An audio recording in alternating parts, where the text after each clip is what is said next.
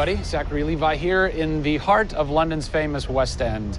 Behind me is BAFTA, the British Academy for Film and Television Arts. Why are we here? Excellent question. For starters, Tomb Raider, the series, has garnered a lot of love and accolade from BAFTA over the years. Some of the key players on Crystal's dev team are BAFTA LA members. And to top it all off, legendary video game composer Jason Graves is a BAFTA winner. We're going to catch up with him in just a bit, but first, a little trip to Raleigh, North Carolina, where we go behind the scenes at Jason's recording studio. These are the final hours of Tomb Raider.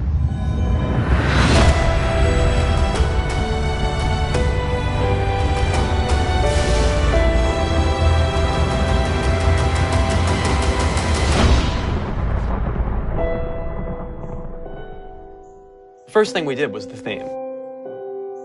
There have been many composers in the games or the films, but they've always used the original theme. They said, we want to start with a clean slate, new theme.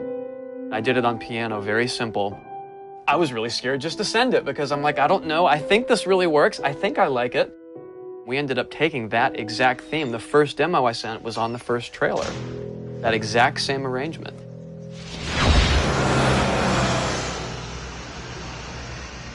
So, Jason, currently you're working on this reimagining of Tomb Raider. When you're taking on a new project, what are the things that attract you to that project? The heritage of a particular game, I think, obviously. And don't even get me started on Tomb Raider. I literally almost drove off the road. I was on the phone with the audio director. Like, oh, stoplight! And I had to pull over a little bit to not hit the car behind me. What I loved about Tomb Raider, what really drew me to the project was they had no pre-existing conditions. Because they wanted to get out of what it used to be. They wanted something new. They wanted something fresh. Jason's done hundreds of games at this point. He was an easy choice for us to go with on paper because he has such great experience. I listened through a lot of different material from a lot of different composers. I was really taken by how well he did the intimate stuff. The textures and the real, intimate and vulnerable bits that we needed to highlight in the game were a great match for us. What is square one for you when you start wrapping your head around and going, this is where I feel like this world is going to exist? Main theme. Call me old-fashioned. Then it was a matter of finding out what kind of percussion would work. And always going back to the melody and the theme, because that's kind of the heart of the game. The most signature thing that we need to get right is Lara's theme. One of our big goals was that it can be used in any emotional context. What does it sound like? High action.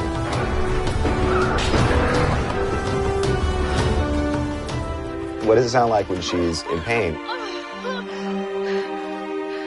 For music, the gameplay and the concept art, especially with the scavengers and kind of the shanty town, corrugated metal, how everything's kind of this amalgam of different stuff that they found on the island. It was like, that's what I want the music to sound like. The bad guys are playing the music now. Alex said something like, it'd be really cool to have something, chains on a metal board or like you're banging a metal fence. 2 weeks later, Jason calls me up and he's like, so this guy who's like the sculptor who lives right around the corner from me, I was talking to him about the idea of creating an instrument.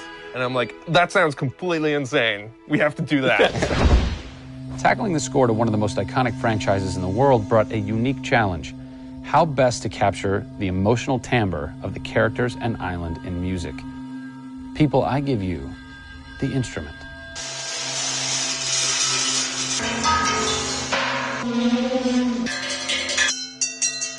The instrument. I was going to let Matt determine the aesthetics. I was really only concerned about the sounds that the sculpture was going to make. Matt built this, which looks pretty much exactly like Laura's original homemade bow in the game. There's different timbres based on different materials, metal, glass. It's a direct line from the plot, the characters, the story, the environment, straight to the sculpture. We always wanted the island to have that character in itself. Creating an instrument gave it this unique identity. It's got a voice. Yeah. The very beginning of the game is nothing but the instrument.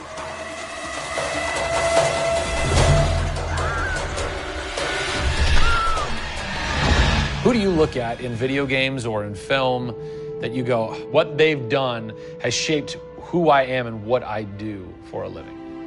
They're all dead, unfortunately. What? Yeah, I know. It's classical composers. All classical? Yeah, I'm kind of going directly back to the source. Yeah. Prokofiev's, Tchaikovsky.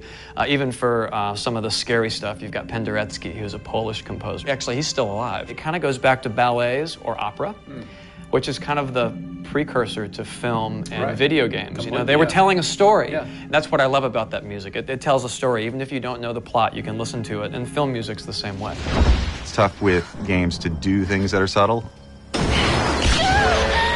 You want to make Lara relatable, make her realistic. Got another one. She went down over there. Tell her story from the beginning and show how she became the superhero she becomes. One of the first things that I ask any developer is the emotion.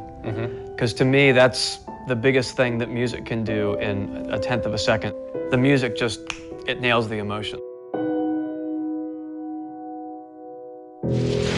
Wow, that was amazing, huh? I personally don't think I've ever sounded so good in an interview before, although Jason, Jack, and Alex are audio savants, so that would make perfect sense. I cannot wait to jump into this game, not just for the amazing action, but the emotion and mood and tone that they're going to set with their incredible skill.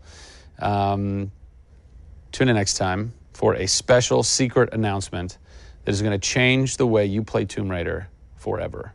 See you soon.